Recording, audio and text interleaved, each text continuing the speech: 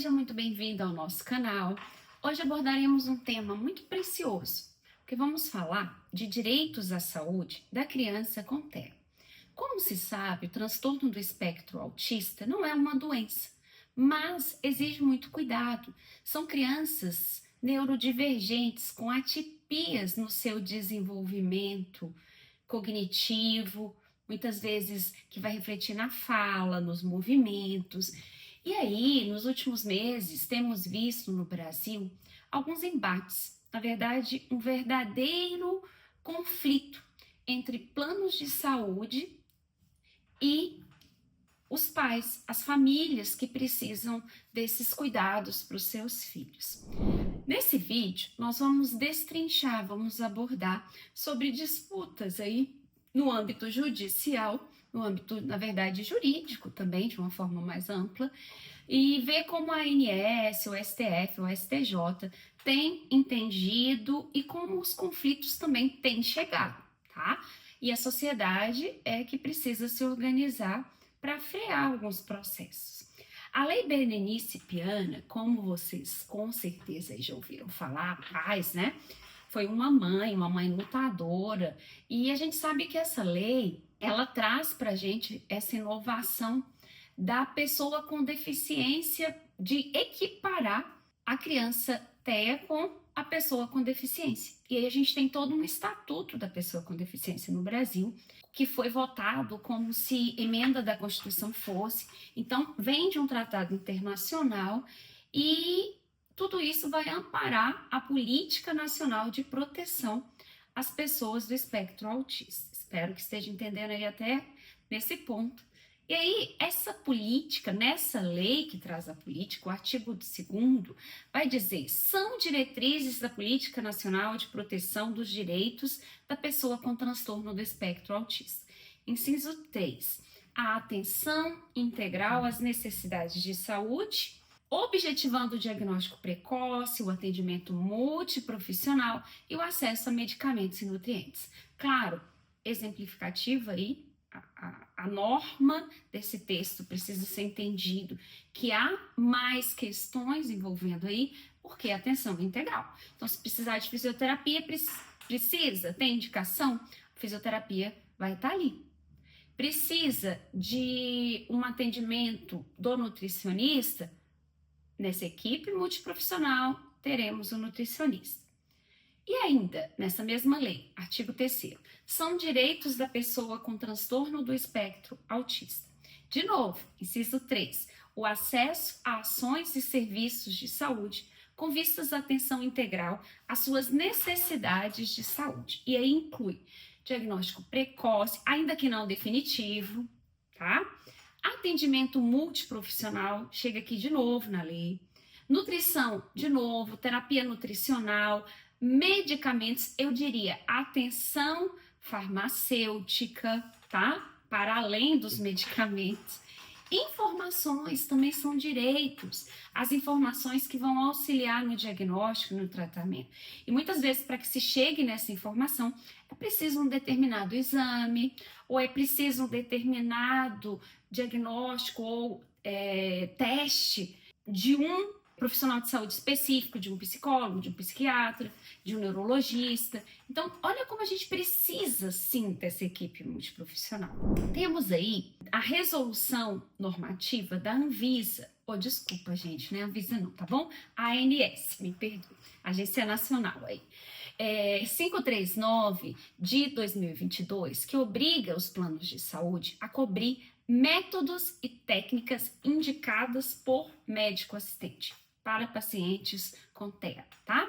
E outros transtornos globais do desenvolvimento, né? Porque TEA não é um único transtorno global do desenvolvimento. Esse médico assistente é um médico que trata, é um médico que acompanha, é um médico que vai estar ali assistindo aquela criança. Então, o relatório ou laudo, como muitas vezes a gente ouve, né? Precisa ser desse médico, um médico que conheça seu filho. E esse laudo, gente, cada vez mais precisa ser muito bem fundamentado. Não é uma prescrição, é um laudo, é um relatório, tá bom? A partir de 1º de julho de 2022, então, o STJ, né, bateu ali o martelo, o entendimento sobre o CID-F84, do autismo e outros transtornos globais, dizendo que sim, os planos de saúde têm obrigação de pensar também num cuidado longitudinal e na integralidade. Desculpa os termos aqui que eu fico colocando na decisão do judiciário, pessoal. Vocês sabem que, além de advogada, professora de Direito Constitucional, eu sou enfermeira. Então, meus alunos, meu pessoal da saúde aí sabe que eu não vou deixar de trazer aqui para os nossos vídeos alguns termos que não estavam ali na decisão não, mas que estão corretos, tá bom? Então, pessoal, seguinte, vamos lá. O que o STF vem entendendo desde 2022? E esse entendimento, né, foi ali consolidado também no STJ, e o STJ, ele trouxe algo que fixou um tema, fixou a tese de que os planos de saúde precisam sim garantir o atendimento a essa criança de forma integral, de forma longitudinal, com uma completude, atendendo a uma completude aí dessa criança. Então, o STJ vai dizer o seguinte: olha, plano de saúde, você tem que custear sim. Não vem com essa ideia de rol taxativo, estritamente taxativo, não. Porque essa criança precisa, sim, ter os seus direitos acolhidos. Quando a gente fala de criança, pessoal, ó, eu tô falando aqui, Constituição, depois eu vou dizer ECA, Estatuto da Criança e do Adolescente, a gente vai trazer também o Estatuto da Pessoa com Deficiência, porque houve essa equiparação, né? E a gente vai trazer também as normas específicas que protegem as pessoas com TEA. Então, não dá para a gente entender que sempre os pais, os cuidadores vão precisar judicializar, propor aí uma ação, contratar advogado para ter essa atenção mais completa. Claro que muitas vezes isso sempre é importante, às vezes, ou muitas vezes, infelizmente, é o que resta aí aos pais. Mas o que a gente vai ver, então, é que, tendo a indicação do médico assistente, daquele médico que cuida do seu filho, ele indicou a terapia precisa ser garantida. Claro também que eu não vou aqui dizer que qualquer terapia, tá bom? Porque na saúde nós temos os níveis de evidências científicas. E sim, eu também acredito que os pais querem o tipo de terapia ou as terapias que tenham uma evidência científica.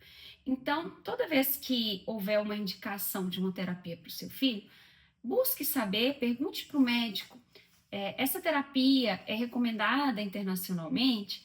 Essa terapia tem nível de evidência fraco ou forte?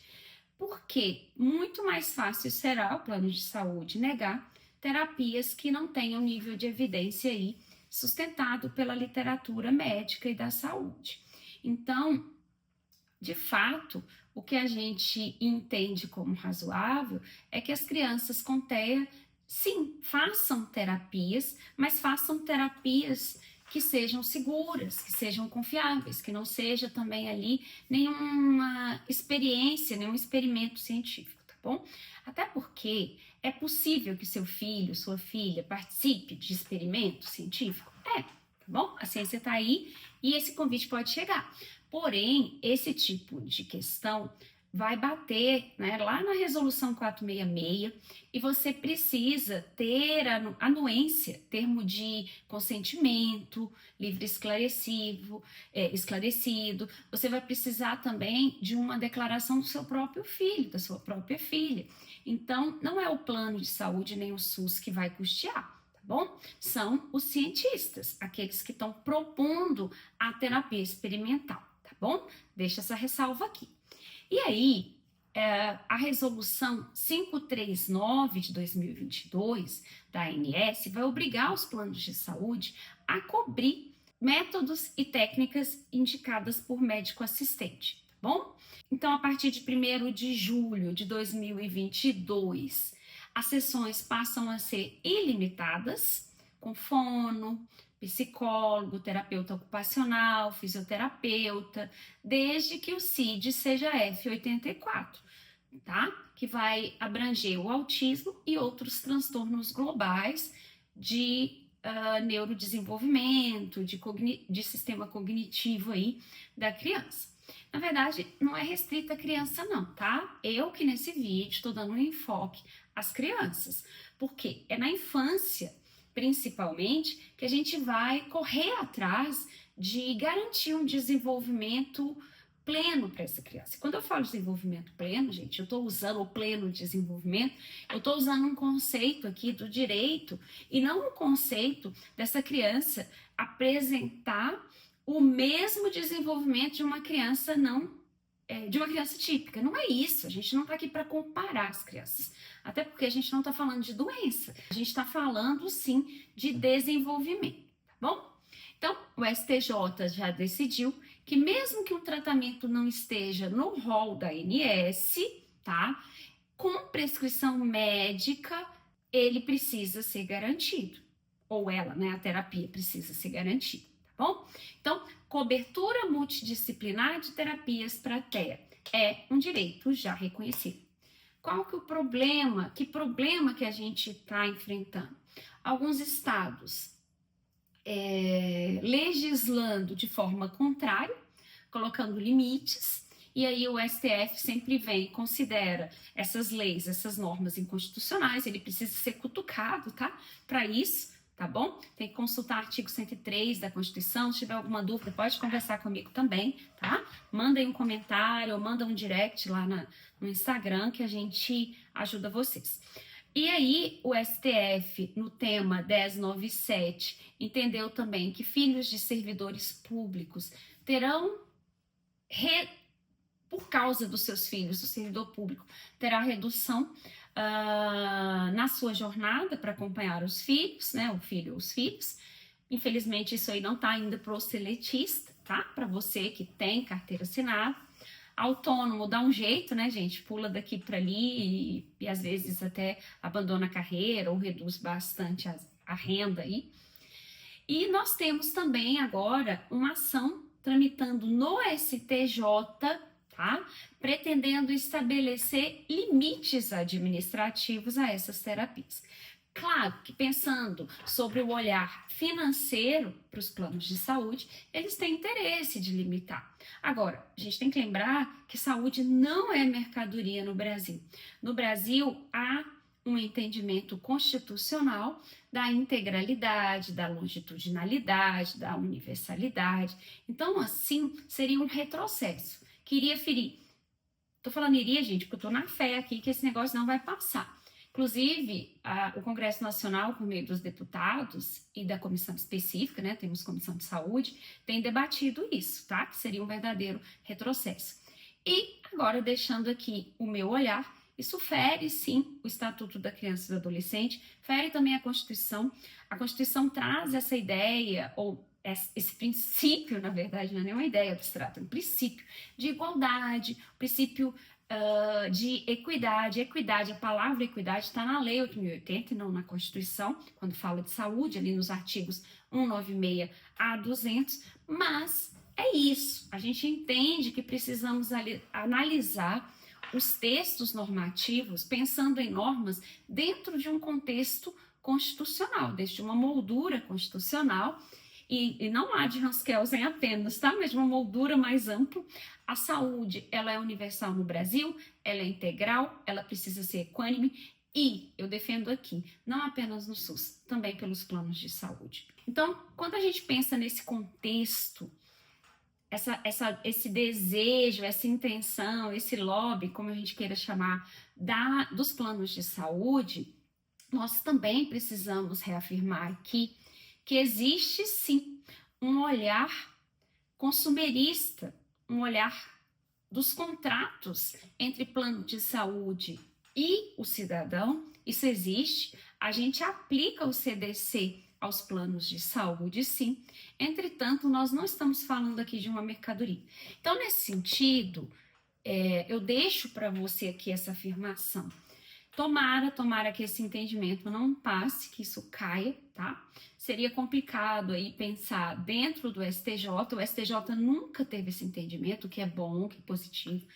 Mas, claro, nós temos a Corte Constitucional que pode reforçar o entendimento que já está lastrado no Brasil de que para pessoa com TEA, e aqui especificamente para criança, nós temos que alcançar o pleno desenvolvimento dessa criança. Repito, esse pleno desenvolvimento diz do potencial que essa criança tem.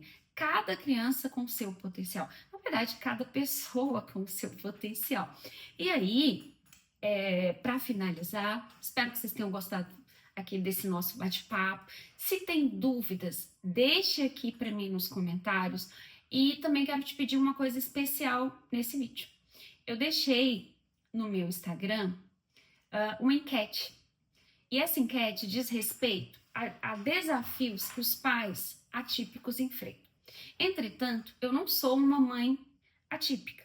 Na verdade, eu não sou mãe. Então, eu estou colocando ali, eu apontei ali, né, fiz alguns apontamentos a partir da minha capacidade de empatia. Deixo até aqui um agradecimento a uma aluna querida da enfermagem que eu tive alguns anos atrás. E ela tem uma filha maravilhosa, linda, e tem um autismo que requer um suporte aí considerável. Eu aprendi muito com ela e quis estudar muito sobre o autismo a partir dessa minha relação com ela. Também com um parente meu, né, um primo também muito querido, e sua filha. Então, eu pretendo gravar outros vídeos sobre o tema, mas eu quero saber se aqueles apontamentos que eu fiz estão corretos ou não.